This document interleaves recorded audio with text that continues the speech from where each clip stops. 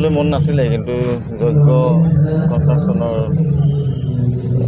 যিজন মালিক তেওঁ বৰ নেপাইকা লগাৰ কাৰণে আহিবলৈ বাধ্য হ'লোঁ। আগতেও অহা কথা, গতিকে আহি পেলাই কিনো ক'ম, দুখেই লাগি আছে। কথা ইমান কৈ থাকিবলৈ পৰা নাই আচলতে। মুঠতে যিবিলাক হৈ আছে ঠিকেই ভালেই হৈ আছে, কিন্তু আমাক ন্যায় লাগে। কি হৈছিলে ঘটনাটো আচলতে সঁচা কথা কওক যিসকলে জানে, আৰু যিসকল দোষী সাব্যস্ত হ'ব ন্যায়ালয়ৰ সিহঁতৰ শাস্তি লাগে। মানে আজি আমাৰ কাৰণে একচুৱেলি দুখৰ কথা।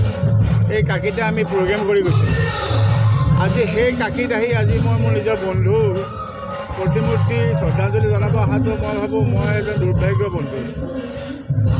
মই এজন আনলাকি মানুহ যে নিজৰ বন্ধুৰ আজি প্ৰতিমূৰ্তি দিব লগা হৈছে।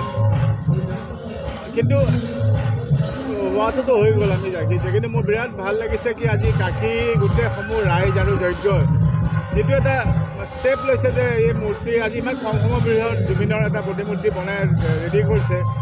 মই সেইকাৰণে জুবিন গাৰ্গৰ সকলো পৰিয়ালৰ হৈ মই কাকী ৰাইজক যজ্ঞক বহুত বহুত ধন্যবাদ জনাইছোঁ। আৰু এটা কথাই সদায় কওঁ যে জুবিনে জীৱনভৰ মোৰ অসম, মই অসম, মই অসম অসমকৈ থাকিলে। আৰু সি সদায় কৈ আছিল জাতি ধৰ্ম এইবোৰ সি কেতিয়াও ভাল পোৱা নাছিল। চ' এইবাৰ জুবিন গুচি যাওঁতে যিটো জাতি আৰু ধৰ্ম আমাৰ চব মানুহখিনি একগোট কৰি ধৰি গ'ল, অসমখন মানে ভাবিব নোৱাৰাকৈ একগোট কৰিছে। তই ভাবোঁ এইটো যেন চিৰজীৱন থাকক, এই গোটটো আমাক যেন কোনোৱে আহি আমাক জাতি বা ধৰ্মহে ভাঙিব নোৱাৰে। আৰু এতিয়া যিটো আমি একগোট হৈ থাকিম, যিটো আমি পৃথিৱীত দেখাব পাৰিম যে অসমখন একগোট, ইয়াৰ কোনো জাতি ধৰ্ম নাই, মই ভাবোঁ তাতকৈ আৰু সুখী বোধ হয় জুবিন য'তে থাকিব তাতকৈ হ'ব নোৱাৰে। আৰু he will be the happiest person in this world. কি আজি মোৰ সপোনটো অসম ৰাইজে আজি কৰি দেখালে। আৰু মই অনেক ধন্যবাদ। অসমত বহুত জেগাত আজি জুবিনক মৰম চেনেহ দি আছে, আৰু মই বিশেষকৈ কাকীলৈ আহিছোঁ। আৰু যিহেতু প্ৰথমে যজ্ঞ ক'লে যে এনেকুৱা নহয়, মই এনেই খুব দিগদাৰ লাগে এনেকুৱা মানে নিজৰ লগৰ এজনক শ্ৰদ্ধাঞ্জলি দি ফুৰিবলৈ।